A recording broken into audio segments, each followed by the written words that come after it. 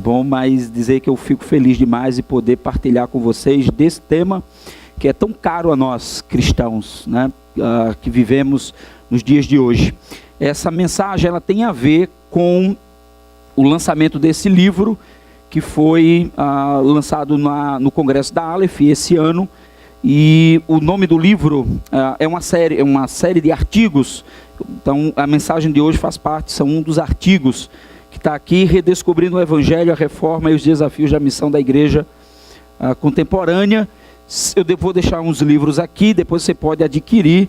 Eu assim garanto que você vai ter uma boa leitura, tem um bom material aqui que reflete bem sobre a igreja de hoje, a importância dessa igreja dentro do contexto da cidade e como ela pode ser essa agência de transformação. Então, próximo ano, se Deus quiser, Marcelo vai estar também contribuindo. Nós liberamos ele esse ano por causa do mestrado, mas se Deus permitir, ano que vem, a gente está mudando provavelmente de editora, está indo para Ultimato, e de repente aí nós vamos ter também, né, um artigo de Marcelo, o pastor Marcelo aqui junto conosco, tá bom? Muito bem, queridos. Deixe sua Bíblia já aberta lá no Salmo 33, para que assim a gente possa caminhar, tá bom? Daqui a pouco a gente vai para o Salmo 33, antes, porém, eu queria fazer algumas observações.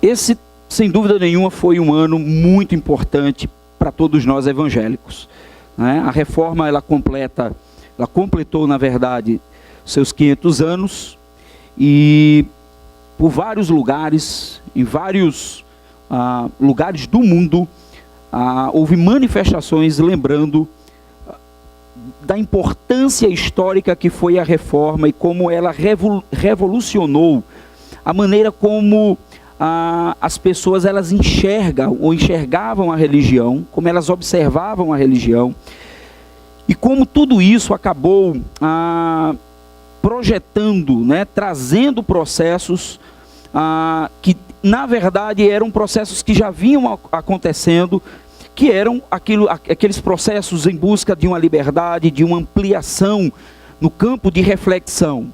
Então, se você estudou um pouquinho de Idade Média, você vai saber e vai lembrar que esse foi um tempo muito difícil.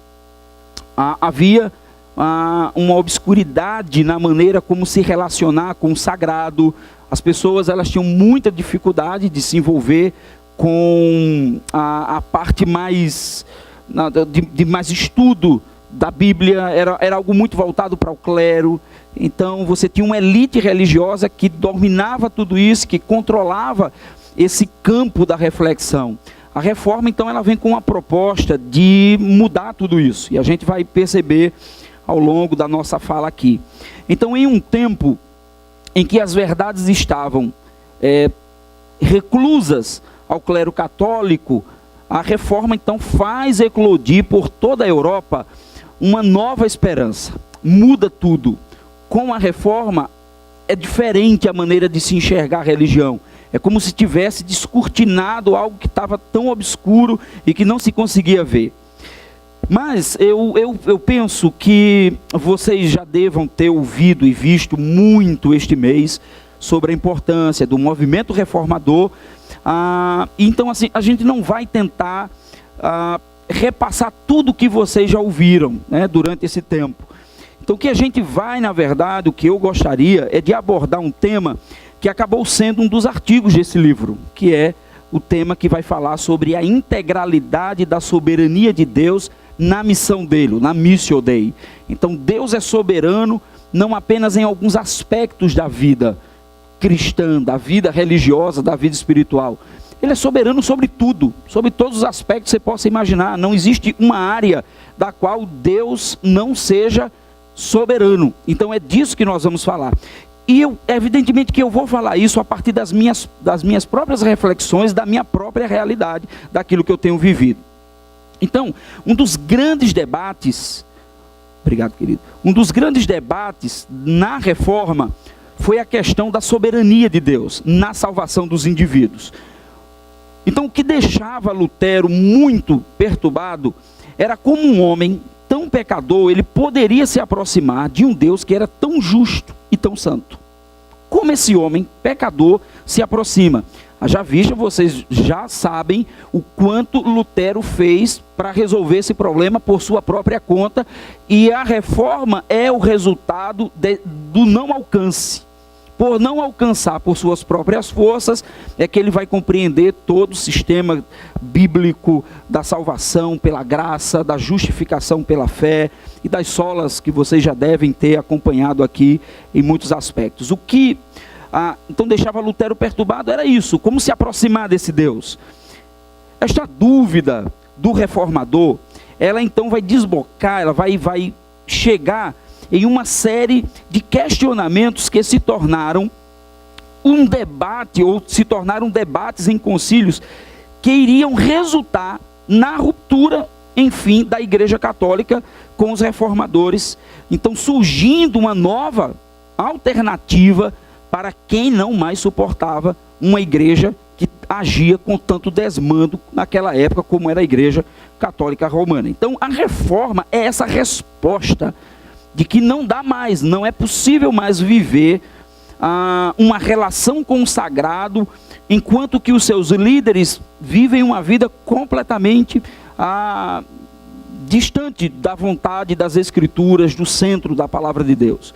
Então, com todo esse problema da salvação como sendo um ato exclusivo da justiça de Deus, praticamente todo esse debate reformador girava em torno desse tema da individualidade. Como esse homem, individualmente, ele pode se aproximar de Deus e pode resolver o seu problema. Claro, é evidente que haviam outros temas, e outros temas surgiram nesse processo. Por exemplo, o sacerdócio universal de todos os santos, né, que iria combater de maneira muito aberta a esse exclusivismo clerical que era formado pela liderança da Igreja Católica. Infelizmente, apesar dessa ênfase muito grande nesse novo momento, nessa maneira de enxergar a vida, o relacionamento com Deus, as Sagradas Escrituras, provavelmente, pelo menos o que a gente consegue observar, é que houve um aspecto muito importante que foi deixado de lado, que seria o aspecto eclesiológico. Então, quando você olha para a reforma, a primeira coisa que vem à cabeça é a justificação pela fé. Mas quando nós pensamos na eclesiologia, na maneira da igreja se relacionar consigo mesma, com o mundo, parece que isso não ficou muito claro e não foi muito bem desenvolvido. E isso a gente precisa refletir e a gente precisa pensar sobre isso. Mas não podemos, evidentemente, esquecer que Lutero, ele expressa o seu tempo. Havia um problema sério. A Igreja Romana estava se utilizando de mecanismos para poder obter dinheiro das pessoas. E uma das coisas que ela fazia era vender a salvação, vender terreno no céu, tirar a pessoa do purgatório desde que ela pagasse. Né? Lutero faz isso. Então, Lutero é a própria reflexão do seu tempo. Isso é o que ele estava vivendo e ele vai enfrentar tudo isso, tá bom? Então, as suas reflexões apontavam para o problema emergente daqueles dias, que era o problema de como esse homem se relacionava com Deus. Então, mesmo sabendo da falta de ênfase nos assuntos eclesiológicos e tendo certeza que vocês, durante esse mês todo, pensaram como a reforma pode influenciar a vida da igreja nos nossos dias, eu não quero aqui só repetir o que as outras pessoas falaram. Eu ouvi algumas das mensagens que foram pregadas aqui antes de vir hoje à noite. Eu tive o prazer de poder ver algumas mensagens. Então nós queremos trazer uma proposta que vai um pouquinho além, simplesmente de ficar refletindo sobre sola gratia, sola fides. Então a gente quer partir para algo mais. Como eu disse, eu falo muito do que eu vivo. Eu falo muito do que é real na minha vida, muito do que eu estou vivendo. Então, particularmente, eu sou uma pessoa que tenho vivido muito esse momento da chamada missão integral da igreja.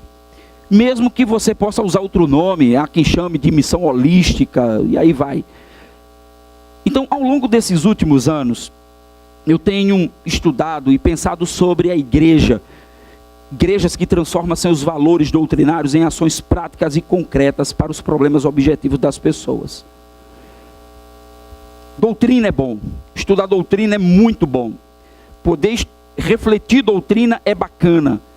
Cristo, pecado, igreja, entendeu? Fazer essa reflexão teológica é bom. Mas se essas reflexões não se transformam em respostas aos problemas objetivos das pessoas, vira reflexão apenas. Vira vento, vira palavras no ar, na nuvem. Ela não ganha vida, ela não encarna, ela não se torna real. O que é que faz de Jesus ser nosso Senhor Salvador? E o que faz o autor de Hebreus reconhecer que em Jesus eu posso ter esperança? É porque Jesus, ele encarna. Ele vem viver o que é real. Ele é objetivo. Ele sabe dos problemas reais das pessoas. Por que ele pode nos defender, como diz lá em Hebreus capítulo 4? Por que ele pode nos defender? Porque ele sabe o que é ser tentado. Então, Jesus sabia os problemas reais das pessoas. Ele não era só o Filho de Deus que intelectualmente sabia o que estava acontecendo. Ele sofreu, ele sentiu dor. Ele passou por dias difíceis. Ele passou fome. Ele é tentado pelo diabo no deserto. Então, nós não estamos falando, queremos pegar isso tudo que nós sabemos que é verdade, de quem é Jesus, de quem é Deus, e perguntar, como isso transforma a vida das pessoas? Afinal de contas, cantamos músicas tão bonitas aqui. Afinal, como é que eu posso pegar tudo isso e transformar em coisas que transformam realmente a vida das pessoas lá fora? Esse é um desafio que a gente tem, muito grande, irmãos. Porque a maioria das vezes nós simplesmente ficamos reclusos dentro dos nossos templos, louvando a Deus, e perdemos a perspectiva da realidade do mundo lá fora. E quando nós perdemos essa visão do que está acontecendo lá fora, simplesmente perdemos um outro aspecto da fé que é muito importante. Então o que nós queremos é sair dessa dimensão simplesmente do mundo das ideias e poder ver como o Evangelho pode transformar os problemas das pessoas de verdade. Então, sempre eu me deparei com diversas críticas, como por exemplo, a falta de uma teologia que sistematizasse o pensamento da missão integral. Porque o que acontece?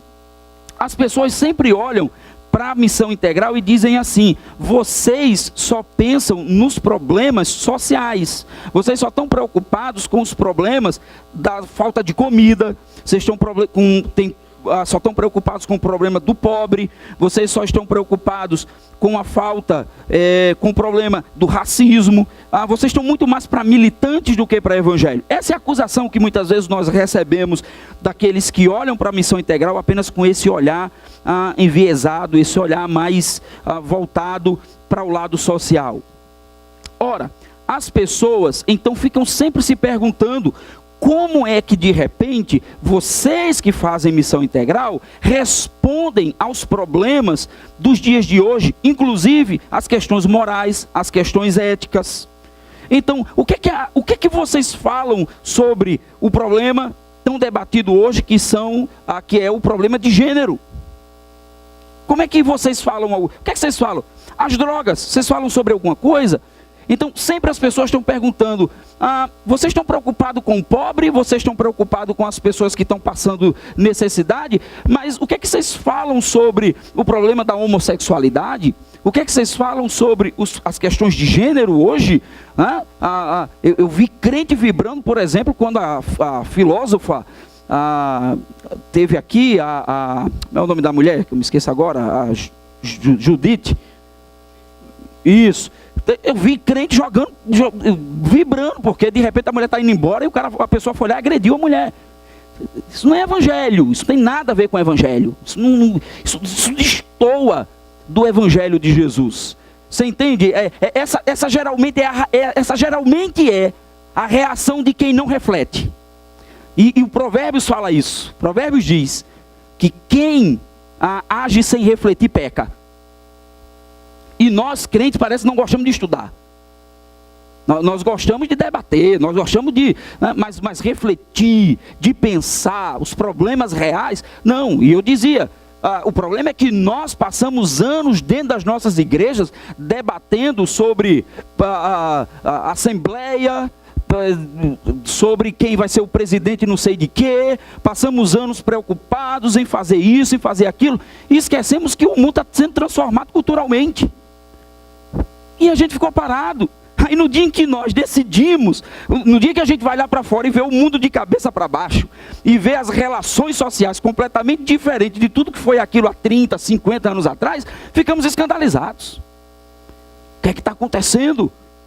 A igreja precisa se levantar, a igreja precisa dizer alguma coisa, a igreja precisa ser protagonista. Não, meu irmão, a igreja não precisa ser protagonista. A igreja precisa ir para a cruz. No dia em que a igreja se torna protagonista em todos os aspectos da história, pegue a história e veja. Quando a igreja é ouvida, ela perde a sua essência. A nossa função não, a nossa tarefa não é ser ouvido.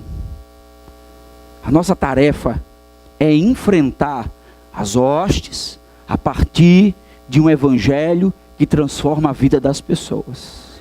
Se isso não acontece, então, meu irmão, você pode ser um bom militante, mas você perdeu a essência do evangelho. Então, o grande desafio é podermos encontrar esse equilíbrio, onde possamos ser de fato essa voz que destoa, essa contracultura dentro de um mundo caído, mas sem perder a graça. Mas sem perder, nós estamos confundindo a graça com ódio. E não funciona desse jeito, irmãos. Não funciona. Nós temos que pensar no evangelho da forma integral, de maneira completa. René Padilha, ele diz o seguinte, que essa não seria a tarefa da missão integral, mas com base no seu contexto, a igreja percebe quais são as reais necessidades das pessoas que tanto fazem parte da igreja local, como fazem parte da comunidade onde está inserida. A igreja se insere no lugar, e ela olha o que está acontecendo, e ela age como uma agência de transformação nesse lugar.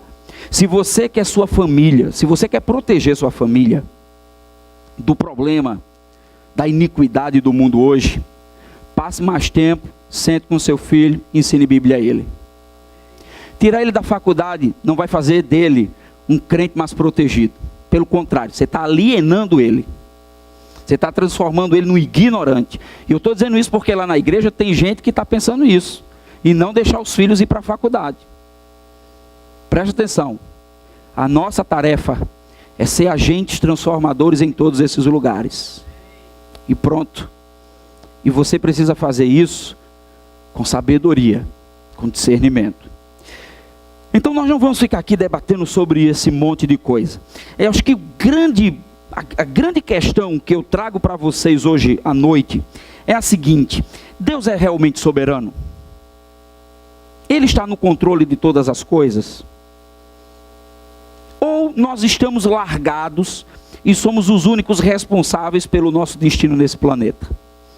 Onde está Deus quando nós olhamos para a realidade aí fora? Se Ele é soberano, então como é que Ele se revela?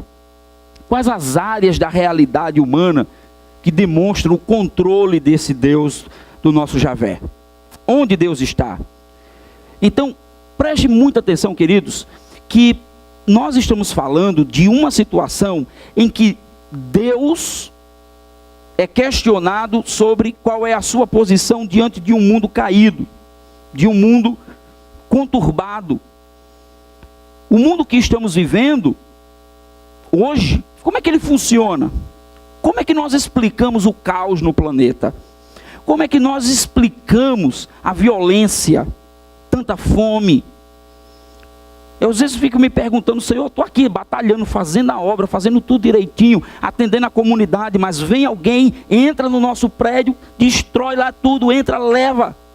Eu sei, onde é que Deus estava? Por que Deus não controla isso? Por que Deus não resolve esses problemas? O que a gente fala sobre a falta de amor? Como podemos explicar, irmãos, a ação devastadora do homem na natureza? Nós somos pessoas que perdemos o senso de vocação, de administradores da criação. O que tem de crente que está pouco se lixando para o planeta, está nem aí. Você ensina as pessoas a não jogarem lixo no chão, mas você vê crianças dentro da igreja jogando lixo no chão. A gente não entende por que é que há tanta desgraça, porque aí ficamos desesperados, o mundo está acabando, é terremoto, é isso, é aquilo outro, mas nós vivemos essa era de consumo. Nós pensamos e começamos a achar que o planeta é inesgotável, que nós podemos consumir desse planeta até o fim. A sua função e a minha é de administrador da obra de Deus, da criação dele.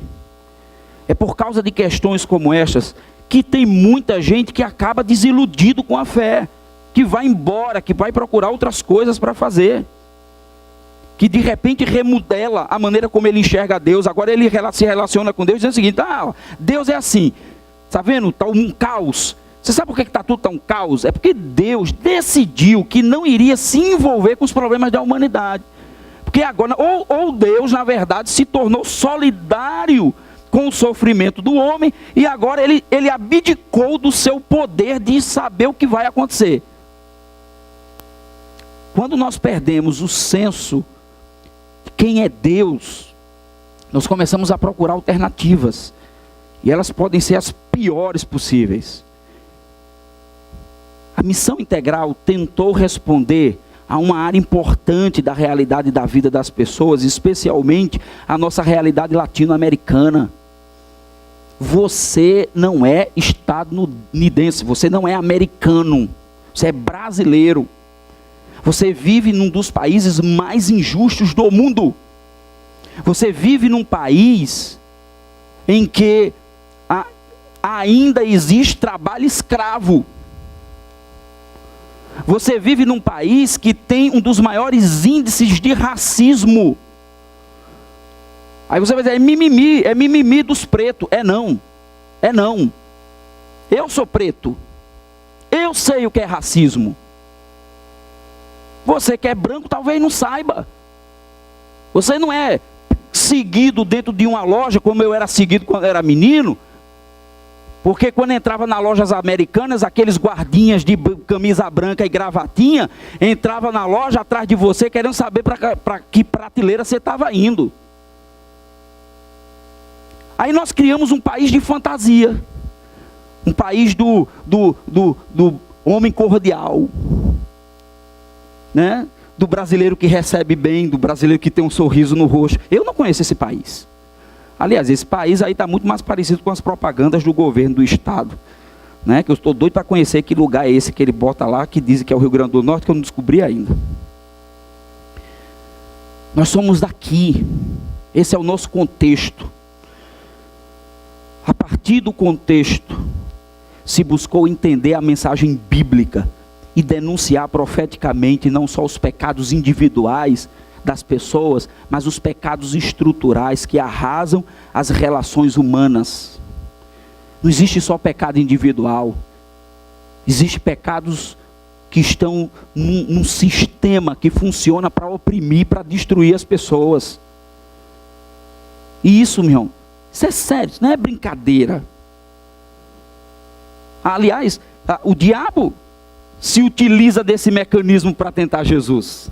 E ele diz: olha, por que você não se ajoelha e dobra? Eu te dou tudo, cara.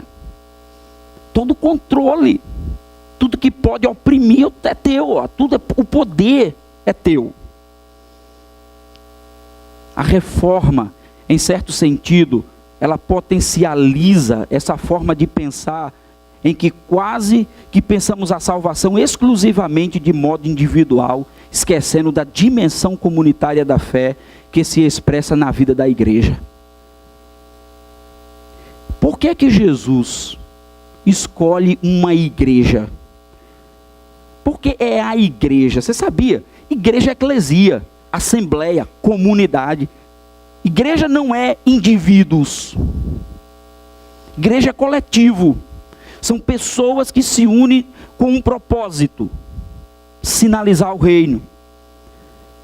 Então tentar fazer desse desejo das pessoas em transformar a vida de outras pessoas e tentar relegar isso puramente a uma preocupação temporal, a uma preocupação humanista, apenas, é maldade. É maldade.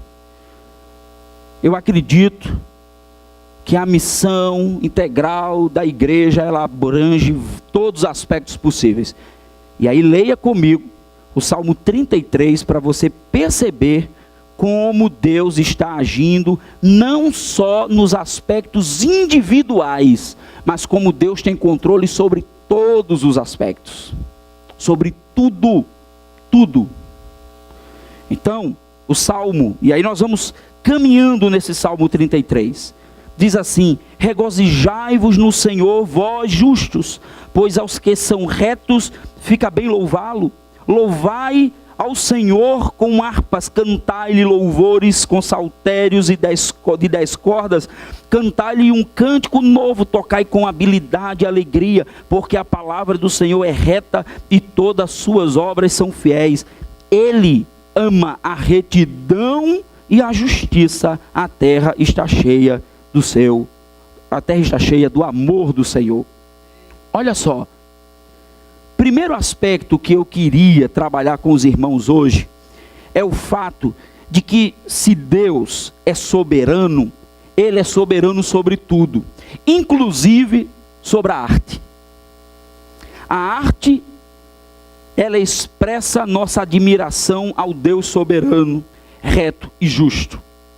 Talvez você possa estar pensando assim, mas será que você não está falando apenas aí do culto, da celebração do culto, do louvor a Deus, do uso dos instrumentos como aspecto de adoração a Deus no culto? Também. Mas todas as formas criativas têm sua origem no Senhor. Tudo, irmãos. A arte, você vê esses irmãos louvando a Deus, cantando tão bonito, essa harmonia de vozes e tudo mais, essa coisa bonita, essa arte, essa maneira de expressar a grandeza de Deus. Nós somos criaturas suas, nós somos expressão daquilo que Ele é, um Deus que nos cria quase como que um poema. Então, toda a arte está debaixo do controle do Senhor. Nós vivemos outros dias aqui um dilema muito grande sobre o que é arte e o que não é arte, né? Ficou aquela discussão toda por causa de apresentações em museus e aí vai, e de repente surgiu, de uma hora para outra, todo brasileiro que entendia de arte, arte clássica, arte, e aí vai, todos os tipos de arte, né? E aí, o que eu descobri é que boa parte dos que falavam nunca tinha entrado no museu sequer. Nunca tinha visto um quadro. Mas ele estava lá, dizendo o que é e o que não é. Deus é soberano sobre tudo. E aí vale salientar uma coisa. Essa arte, da qual o Roquemarque diz que não precisa de justificativa, ela também não é uma deusa, ela não é uma divindade, de que está aberta, ela não é neutra, ela não é livre para fazer o que quer. Deus está no controle. É por isso que ele diz, olha, pegue tudo que você tem e louve ao Senhor. Agora você pode fazer isso no culto, mas você pode fazer isso no trabalho, você pode fazer isso em outros lugares. O que importa é que você entenda que Deus tem o controle de todas essas coisas. É muito interessante porque na perspectiva religiosa judaica não existia essa mudança, essa divisão entre sagrado e profano, entre o que se pode fazer na igreja e o que não se pode, ou o que se faz na igreja, mas não se faz lá fora, ou o que se faz lá fora, que não se faz na igreja. Porque ele entendia tudo como um lugar sagrado. Tudo tinha a ver com a vida, com relacionamento com Deus. Ele compreendia as coisas da vida, tudo da vida era junto, caminhava junto, estava junto. Não era fracionado, não era fragmentado, estava junto. A vida, o cotidiano, o trabalho, a dimensão do trabalho, tudo estava junto, tudo caminhava junto. Mas é interessante observar outra coisa. O salmista, ele vai lembrar que Deus, ele está na expectativa de receber do justo o louvor. Os justos, esses são convidados a apresentar ao Senhor os seus louvores, a sua adoração. O versículo 5 diz: Ele ama a retidão e a justiça, a terra está cheia do amor do Senhor. Ele é importante esse versículo. O eterno, Yahvé, ele ama a justiça e a retidão. É a mishpá e a tzadik de Deus. Estas duas expressões juntas, retidão e justiça, atestam que a soberania do Senhor é justa em todos os aspectos da vida. Somos convidados a louvar e exaltar ao Senhor por causa da maneira como Ele lida com a sua criação. Portanto, a justiça de Deus é parte integral da sua soberania. Continua lendo comigo. Os céus foram feitos pela palavra do Senhor, e todo o exército deles pelo sopro da sua boca. Ele ajunta as águas do mar, como num montão faz dos abismos depósitos. Tema ao Senhor toda a terra, temam-no todos os moradores do mundo, pois ele falou e tudo se fez, ele mudou e ele mandou e logo tudo apareceu. Veja, Deus é soberano sobre a natureza. Deus é soberano sobre a sua criação. A soberania de Yahvé também pode ser percebida na criação. E esse é um ponto importante dessa experiência que você e eu temos, por causa de uma ênfase exagerada que damos muitas vezes nos indivíduos, nós perdemos a dimensão criacional de Yahvé. Então, com isso, nós olhamos para a sua criação apenas como depositário de consumo. Fomos levados a crer que os recursos naturais não têm fim. E esse é um problema sério. Nós viramos consumidores, nós gostamos de comprar coisas, nós gostamos de ter coisas.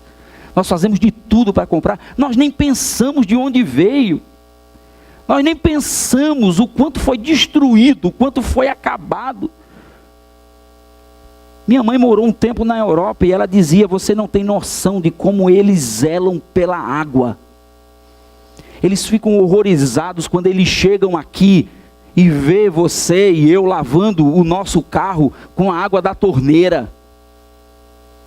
Ele diz: como é que vocês conseguem fazer isso? Vocês não têm noção.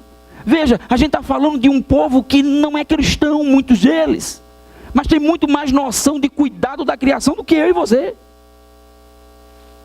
que somos cristãos, que lemos a Bíblia, que pregamos de um Deus que salva e que liberta, mas que não conseguimos ser libertados de mamon, do desejo de ter, do desejo de comprar, de consumir, porque nós perdemos a dimensão vocacional de que nós somos, como diz Darren Miller, quando ele afirma: o ser humano foi feito para governar a terra para Deus, como mordomo da casa de Deus.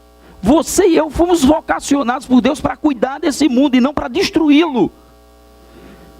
São os reformadores que vão dizer, que compreendiam que o chamado de Deus não é fragmentado.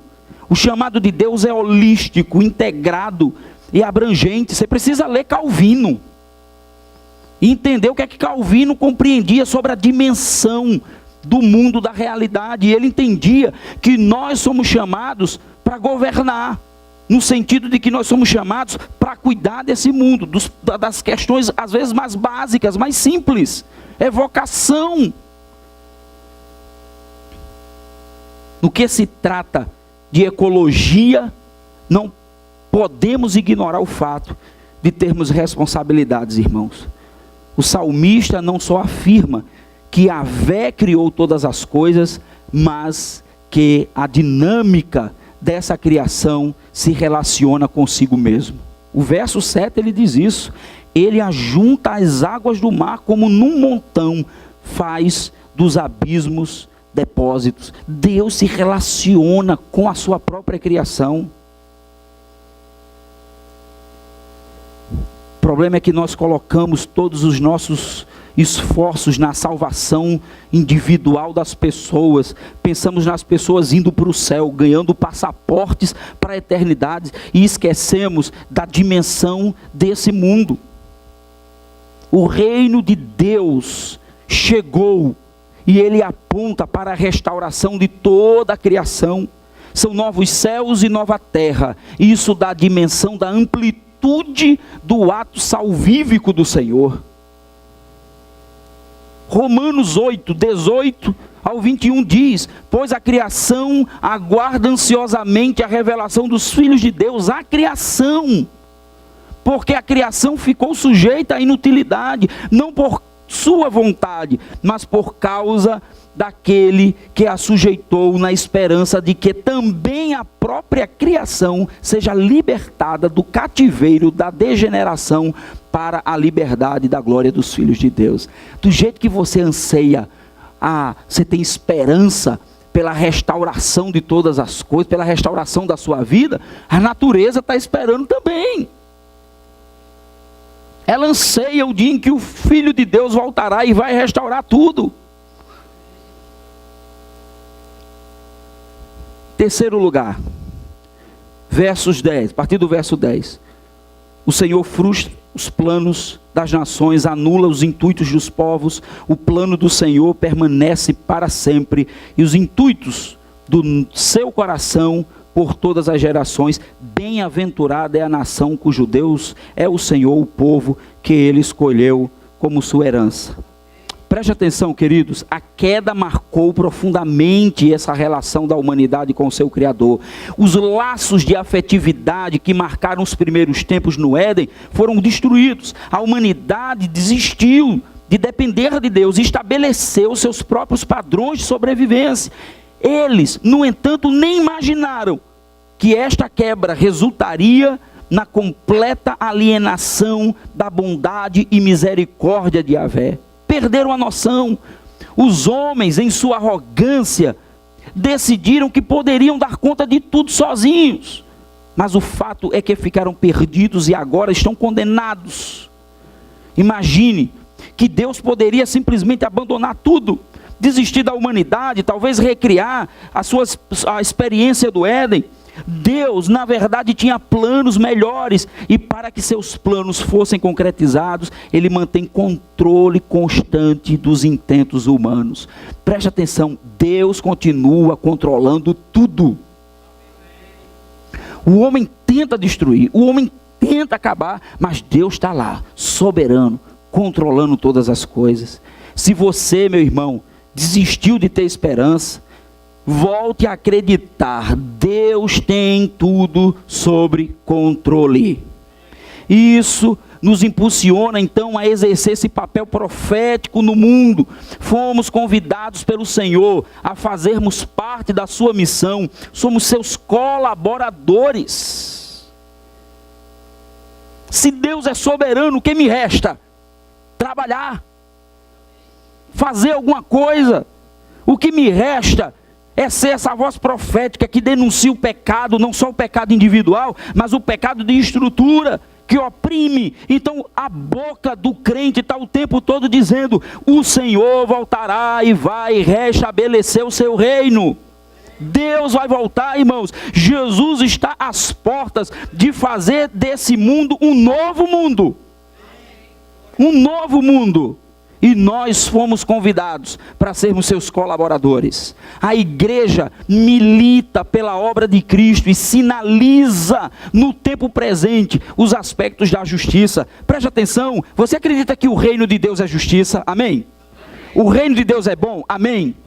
Mas você não precisa esperar chegar lá para mostrar para as pessoas isso. Você pode fazer isso hoje. O reino de Deus pode ser sinalizado hoje, agora, nesse momento. É o reino que já chegou, mas ainda virá em sua completude. Enquanto isso, apontamos para a humanidade a verdade que Deus está sentado no seu trono e Jesus, o Filho, o seu Filho, ele tem intercedido por nós. Meus irmãos, eu continuo crendo nesse Deus soberano, que governa todas as coisas, que controla todas as coisas, mas eu continuo acreditando que Jesus não me chamou para me dar um lugar lá na nuvem na eternidade. Ele me chamou para ser útil hoje, agora, lá no bairro onde eu estou inserido. Sabe os ladrões que entraram? Colega meu colocou lá no grupo da igreja, disse assim: aí pastor, tem que botar cerco, o senhor está brincando, e qualquer coisa a gente faz aqui, se junta e pega esses cabos e dá um... Vamos orar por eles. Orai pelos vossos inimigos. Romanos diz o quê? Não resistai, não resista ao inimigo, mas dê a Deus a ira que está no seu coração. Dá raiva, a gente fica chateado, dá vontade de caçar. E aí eu descubro que tem um negócio chamado Espírito Santo de Deus dentro de mim, que me controla e que diz: fica calminho aí, cara, me dá essa ira, dá para mim, porque eu estava muito irado com você. Você ia para o inferno, cara. Tu ia se acabar. Você me odiava, você me detestava, você cuspia em mim, e eu te amei com amor profundo. E agora você se acha o quê? O justiceiro? Você não está assistindo muito filme, não? Aí me lembrei do pastor Paulo falando sobre o sentido de heroísmo que nós damos, porque nós queremos ser os heróis. Herói crente só tem a cruz. Cruz. Dor. Abrir mão.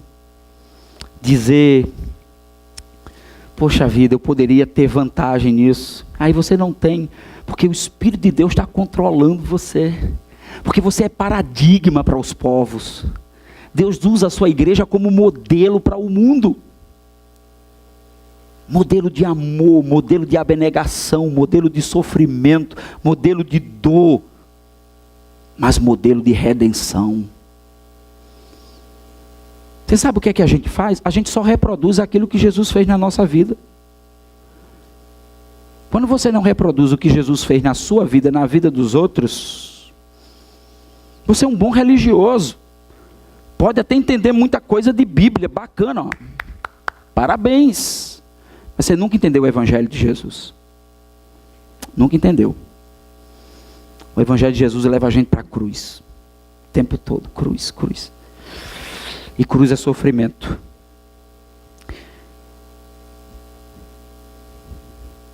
Versículo 13, e eu já estou concluindo, irmãos. O Senhor olha lá do céu, vê todos os filhos dos homens. Da sua morada, lá da sua morada, ele observa todos os moradores da terra. Você está desesperado com o que está acontecendo? Você está vendo o desmando das autoridades? Preste atenção, o Senhor olha lá do céu, vê todos os filhos dos homens, da sua morada, observa todos os moradores da terra, aquele que forma o coração de todos eles, que contempla todas as suas obras. Um rei não se salva pelo poderio do seu exército, nem o valente se livra pela muita força. O cavalo é falsa esperança de vitória, não pode livrar ninguém com sua grandeza e força. Preste atenção. O que é que você acha que vai solucionar o problema da violência? É a nossa força?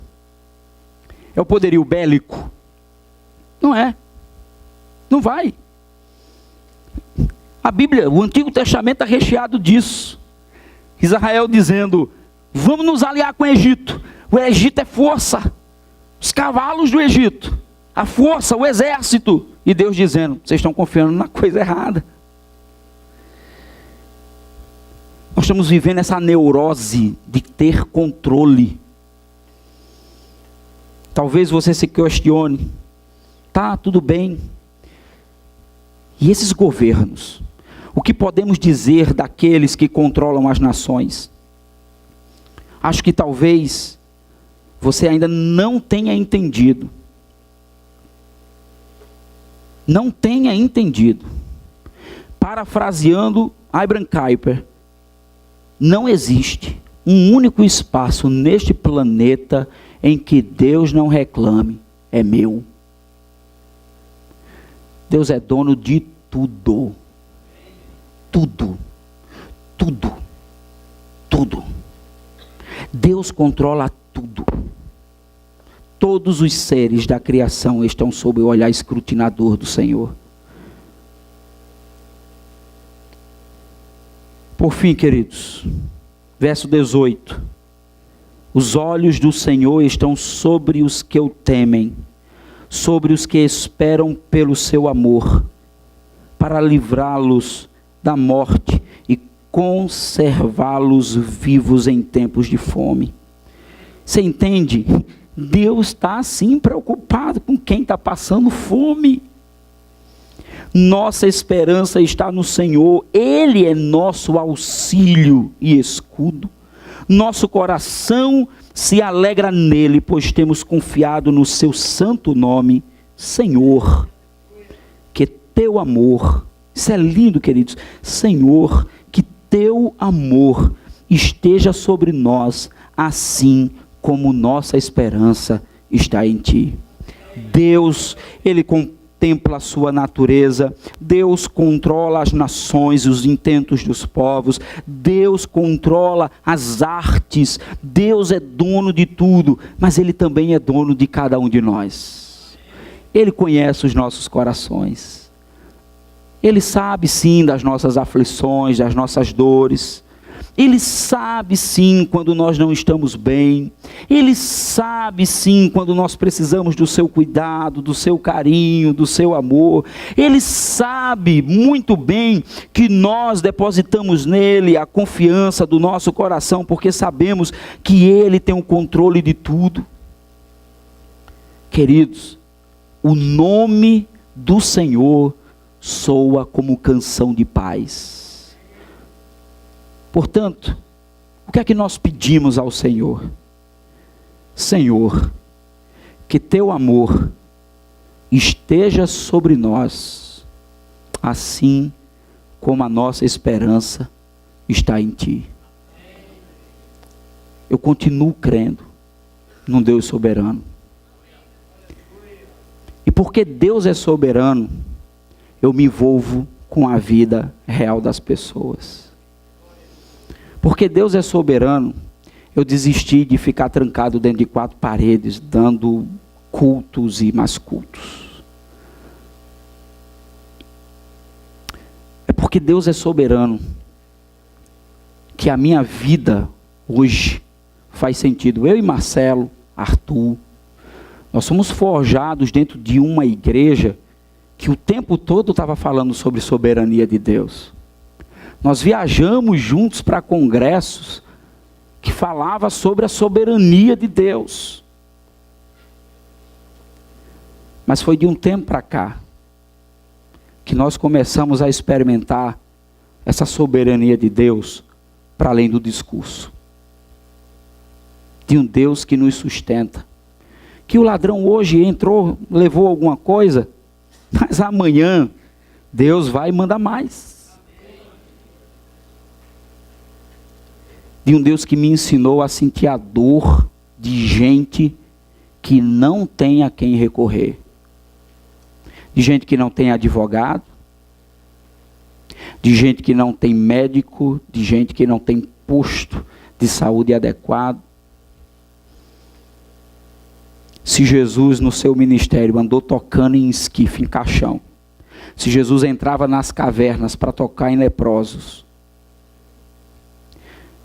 se Jesus conversava com mulher, que absurdo, um rabino judeu conversando com mulher. Isso é ridículo, esse homem nunca foi rabino. E o pior, conversando com uma mulher samaritana. Se o meu Jesus, ele fez isso, o que me dá o direito de ficar preso dentro de 4 paredes, levantando as mãos para os céus e dizendo que ele é soberano? Se ele é soberano, eu tenho que falar. E eu tenho que demonstrar. E eu demonstro com os meus atos, com as minhas atitudes. Que Deus tenha misericórdia de nós, que Deus nos abençoe em nome de Jesus. Deus abençoe, queridos. Ore comigo, só para concluir. Pai bendito, derrama sobre nós o teu Espírito. O Senhor disse que derramaria poder sobre a sua igreja. Mas o poder que o Senhor derramou sobre a igreja é o poder de ser testemunha de Jesus. Que não queiramos protagonismo, que não queiramos ser ouvidos, que queiramos simplesmente ser servos de Jesus. Te oro assim, em nome de Jesus. Amém.